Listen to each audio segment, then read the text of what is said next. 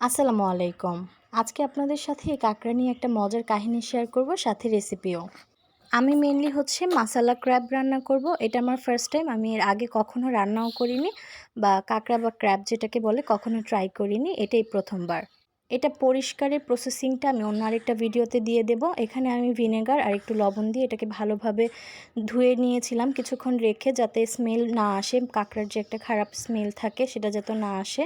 এরপর সেটাকে ভালোভাবে ধুয়ে একটা কড়াইয়ের মধ্যে পানি দিয়ে সেটাতে ভেজে নিয়েছি। আমি জানি না ভাজে কিনা।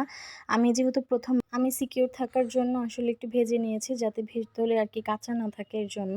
আমি এতদিন মনে করতাম কাঁকড়ার ভিতর হয়তো অনেক বেশি মাংস হয়, বাট না, একটা বড় সাইজের কাঁকড়া কাটাকুটির পরে অনেক অল্প অংশই বের হয়। আমার এখানে 4টে কাঁকড়া, বোঝাই যায় না। তারপরেও তো পা নিয়ে সব কিছু নিয়ে, তো এখানে আমি পেঁয়াজ দিয়ে মশলাগুলো অ্যাড করছি। নর্মাল মশলা, হলুদ, মরিচ, আদা রসুন বাটা, আর দিয়ে দিয়েছিলাম 2টো তেজপাতা, অল্প একটু গরম মশলার গুঁড়ো। তো যেটা বলছিলাম, আমি কাঁকড়া আগে কখনো খাইনি, কিন্তু আমার হাজব্যান্ডকে বলেছিলাম আনতে। কারণ আমি আমাদের এরিয়াতে অনেক জায়গায় এই সি ফুড ট্রাই করার জন্য গিয়েছিলাম, বাট ওরকম ভালো রেস্টুরেন্ট আমি পাইনি।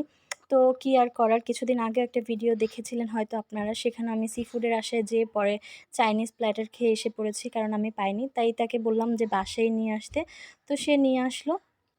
এইদিকে আমার মশলাটা ভালোভাবে কষানো হয়ে গিয়েছে। এরপর আমি জাস্ট কাঁকড়াটাকে এটাকে দিয়ে ভালোভাবে মিশিয়ে নেব, আর অল্প একটু পানি দিয়ে এটাকে করে নেব।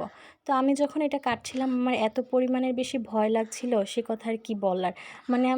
আমার সাহস ছিল খাওয়ার, কিন্তু কাটার সাহসটা ছিল না, অনেক বেশি ভয় পাচ্ছিলাম আর কি।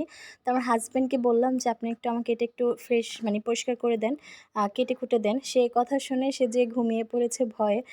সে এই কাঁকড়া তো দূরে থাক, কোনো মাছই খায় না ঠিকঠাক মতন। শুধু ইলিশ মাছটা আর চিংড়ি মাছটা বাদে আর কোনো মাছ খায় না, আর কাঁকড়া তো দূরের কথা। তো তাকে যখন বললাম, সে যে আস্তে করে ঘুমিয়ে পড়েছে। তারপর কি আর করার, খাবো যখন আমি একাই, তাই নিজেই ইউটিউব দেখে এটাকে ভালোভাবে পরিষ্কার করেছি। এবং এটা ধরতে অনেক বেশি ভয় লাগছিল, যদিও এটা তখন জীবিত অবস্থায় ছিল না। আমি অনেক আগে থেকেই এটাকে ভয় পেতাম, বাট এখন অনলাইনে সবার খাওয়া দেখে একটু সাহস পেয়েছি। বাট আলহামদুলিল্লাহ, খেতে অনেক বেশি মজা ছিল। আর এই তো ফাইনাল লুকটাও অনেক বেশি ভালো ছিল। আল্লাহ হাফেজ।